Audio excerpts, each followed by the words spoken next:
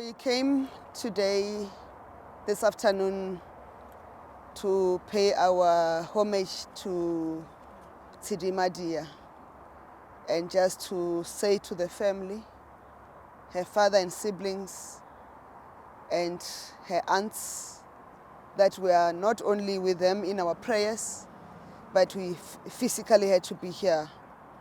Because Tshidi, though she was their daughter, she was the daughter of South Africa. And she was a patriot. She loved this country.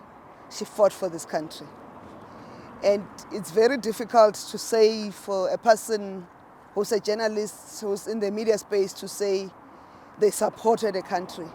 And her supporting the country was not about her being biased towards government, but making sure the messaging about this country, the truth about this country was told. She would hold us to account, but she'll do it in a manner that is responsible. She was a regem. She was not intimidated by office.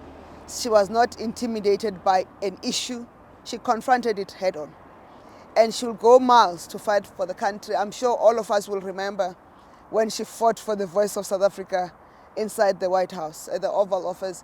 But she didn't stop there. When she thought the messaging, you guys in the media, in particular in South Africa, you were not getting the messaging right. And there was a broadcasting house in the US that was very anti the South African government and anti-South Africa. She went to Fox.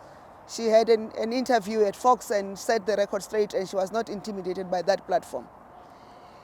And for an ordinary girl from Limpopo who came to Gauteng, who worked, and in this short space of time made a huge impact in her field of work, but in also making sure that the story of South Africa is told, the good and the bad, but in a manner that is constructive for this country. It is a great loss. We have requested God to receive a beautiful soul. We are going to miss her dearly, both as government, but also as ordinary South Africans who carried our message. And as the family prepares to lay her mortal remains to rest, we are going to be with them and walk the path with them. It's not going to be easy on all of us.